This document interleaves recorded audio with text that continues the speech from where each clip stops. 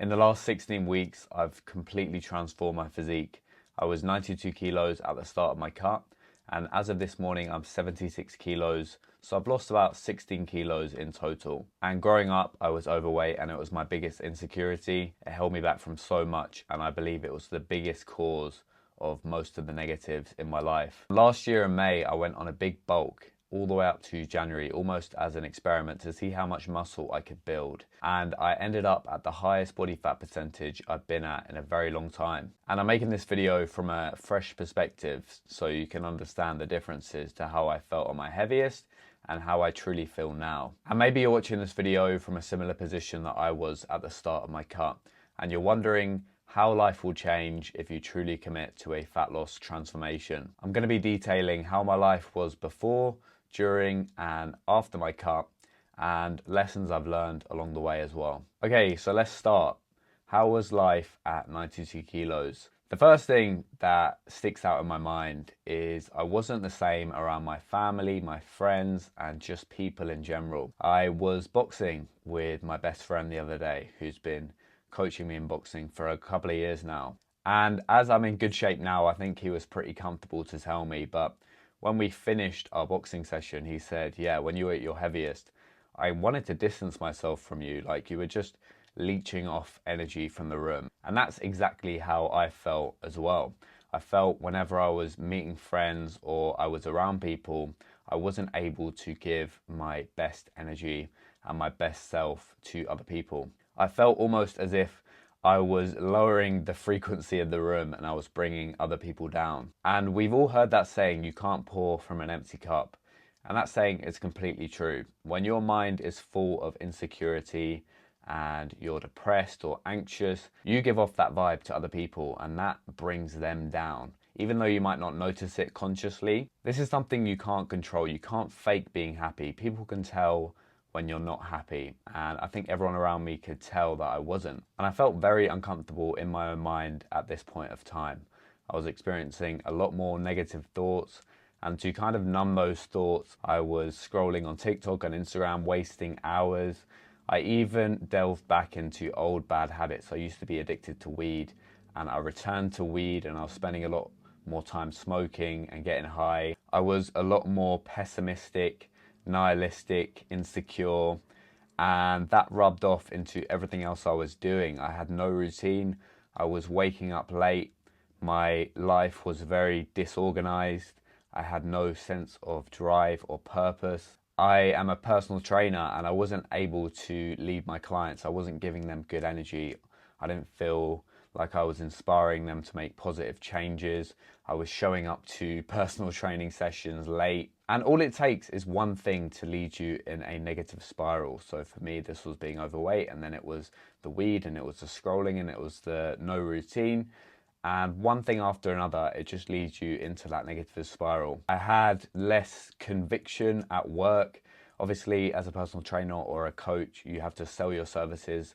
I didn't feel like I was able to sell my services as well or convince people that they should work with me because I'm not in the best state myself. So why should other people trust me to coach them and lead them? And also, one of the biggest things I noticed as well was socially, things changed a lot.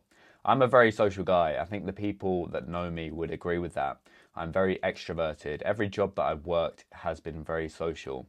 My first job was in a cafe, and then I worked at retail. I worked in a supermarket called Sainsbury's in the UK. And then I worked in door-to-door sales and then as a personal trainer. So all very, very social jobs. And I've always got a lot of pleasure from being around other people. And it's one of the biggest things that gives me satisfaction in life. But in this period of time, I didn't feel the same socially at all. I struggled to hold eye contact. I wasn't comfortable with awkwardness. I didn't want to be around people as much and talk as much. So everything in my life that was a positive, so my business and the thing I was working towards, and my fitness and my body and the thing that I've been so proud of, the changes that I've made in the last 7 years, and my friendship groups and my social time, these were all slowly being turned into negatives and things that I didn't look forward to at all. Obviously there were good days, like I'm not saying it was all terrible.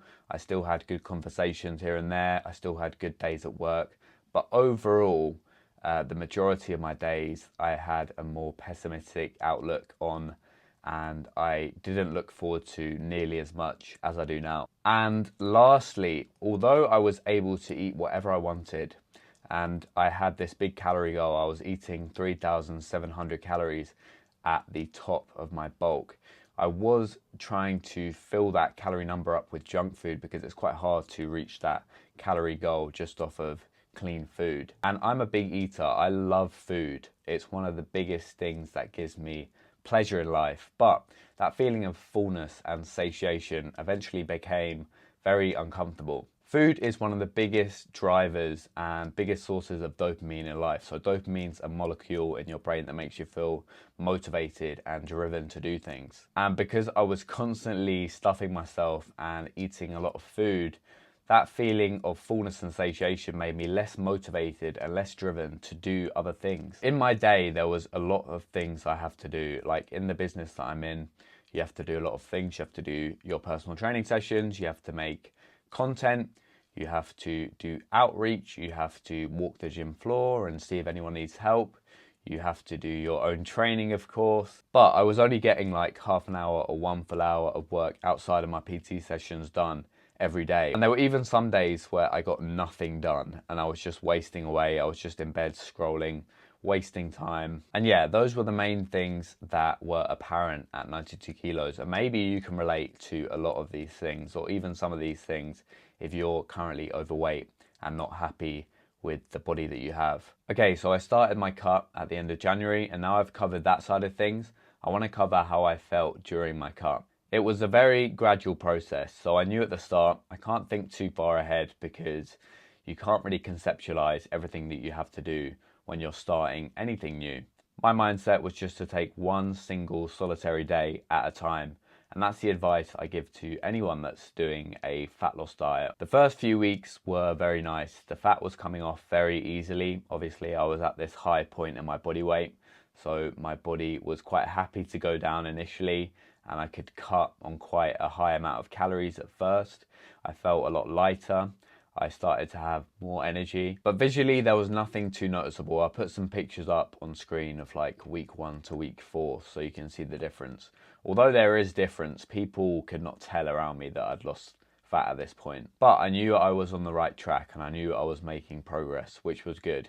You need that initial spark, that initial progress, which will take you through the rest of the journey if you want to be successful. If you're trying to lose fat and you're not making any progress in the first few weeks, it can be very discouraging. So I was making progress, which was good. Around the halfway point, people then started noticing. So maybe when I lost 8 kilos, people were going, oh wow, you look a lot leaner, like I can tell you're getting in better shape. And this is where I experienced the first few moments of complacency. Like I said, I was making really good progress, but that, positive reinforcement and seeing those results can sometimes lead you into being complacent and start going over your calories, start, skipping your step count, start, cutting your cardio short whenever you're on the treadmill. And I did have a few of those moments, but that's where having a coach, I'm with a coach and he really helped me through those times and managing my mindset so I could keep pushing through.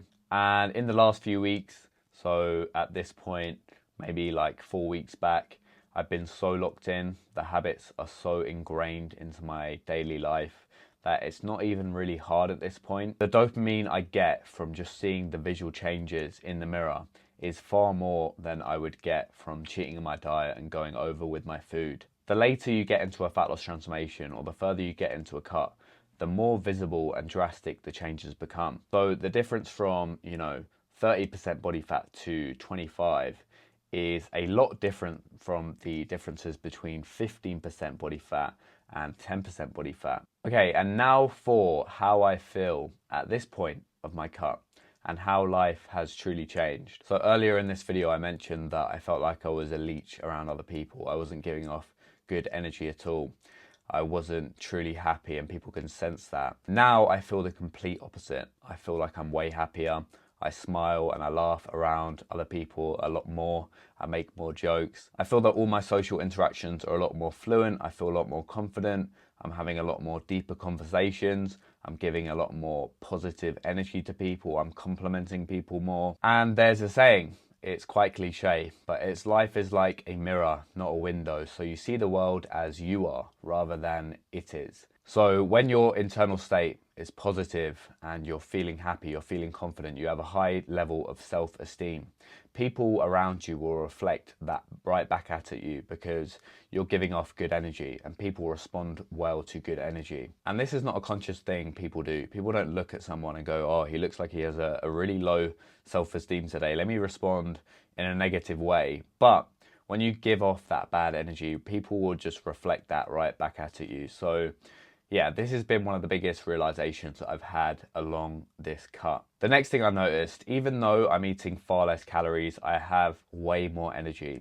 I can't even describe the difference I feel now compared to when I was at my heaviest, when I was eating more calories. Although I was stronger and I was lifting more in the gym, the other 23 hours in the day, I was operating with such low energy. But now I feel the complete opposite. I have a lot more energy. I have a lot more drive and motivation to do that work with my business, to upload YouTube videos, to upload videos to my other social medias, to reach out to more people, to help them with their own physical transformation. I felt like in the last month, I've done more for my business and moving my work forward than I have in the last 5 months, and that's not an exaggeration. The next thing I noticed is I have a lot less desire for bad habits. As I said before, I was leaning on things like weed and scrolling my phone as a crutch, but now those things seem a lot more pointless and less appealing. Whenever I smell weed when I'm walking through the high street,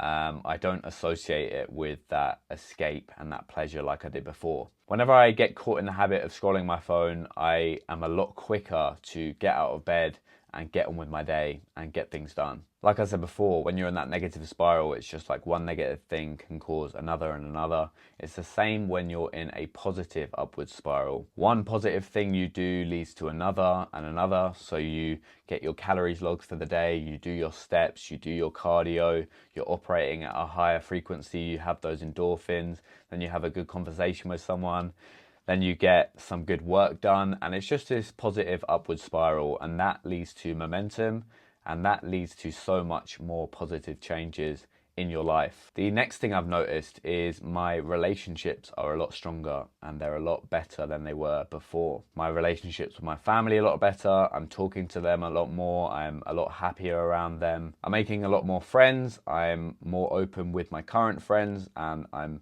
having stronger connections with people. And I'm also receiving the most compliments I've ever received in my life, whether that's from girls or people that know me or my friends. People want to actually come up to me and start conversations a lot more than they did before. And at the start of my cut, all these external things like the compliments and the external validation were important drivers for me to commit to that transformation. But the more I've gone on this cut and the more weight I've lost and the better shape that I've got in, the more I've realized is that is actually less important than it was when I was at my heaviest. It's weird saying this now, but I care a lot less about other people's opinions. I spend a lot less time stressing about my appearance, whereas before I left the house, I'd be looking in the mirror, adjusting my hair and shit for 15 minutes. Now I just get up, get ready and go. The compliments are really nice. I'm not going to deny that. But because my own self-esteem and my own sense of identity is a lot better, I care less about that external validation. I'm just a lot more happy and content, which matters a lot more than what the outside thinks of you. There's an African proverb which I heard about a year ago, and now it makes a lot more sense and I really like it. It says, if there's no enemy within, the enemy outside can do us no harm. And the meaning I take from that is, if you're doing all the right things and you're making progress and you're on an upward trajectory in your life, then it doesn't really matter what other people think about you because you are happy and content within yourself. When your own mind is strong and you're in a good frame of mind, other things just bounce off of you. I get hate comments online sometimes the more I upload, And I'm just thinking, like, what is this guy doing commenting on my page? Like, how has he got the time for this? Whereas before, I would have really thought about it and it would have ruined my whole day. And the last thing I'll say is this transformation has taught me that your appearance and the way you look is very important. Don't let anyone tell you that it's not, because it is. People subconsciously and consciously judge you based on how you look. And the way you look will give off your first impression, and people only need like 1 second to, you know, kind of tell what kind of person you are. And it's not nice to hear that. You might be a truly genuine, kind and loving person, but if people can't get through that first barrier of your physical appearance to actually appreciate all of those things, they don't really matter that much, to them at least. People take you a lot more seriously when you're in shape. People have approached me a lot more in the gym asking for advice.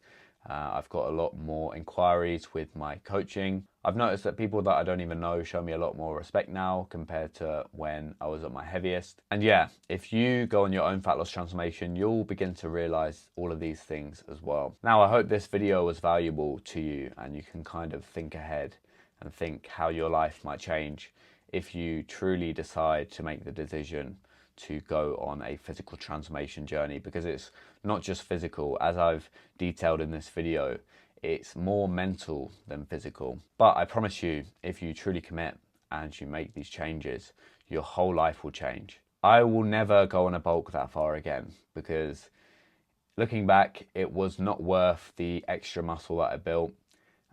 It brought a lot more negatives than positives, but I'm grateful that I went through that experience, because I wouldn't be able to make this video now and come at you with a fresh perspective of how those different lives truly feel. I tried to remember everything in this video that I jotted down and be open as possible, just so it was relatable as possible. So if you did get value out of this video, maybe it inspired you in some way, maybe you're more excited to make these changes in your life at this point, and I hope this video could do that, because that was my intention. If you made it this far, you might as well hit the subscribe button, give the video a like, you know, do it good for the algorithm. And if you are wanting to make this change and you've been struggling for a good while now, just hit the top link in the description. It will take you to book a one-to-one consultation call with me. I've helped dozens of guys lose 5, 10, 20 kilos at this point, and I know how to do it very well at this point. So yeah, that was the video, guys. I'll see you in the next one.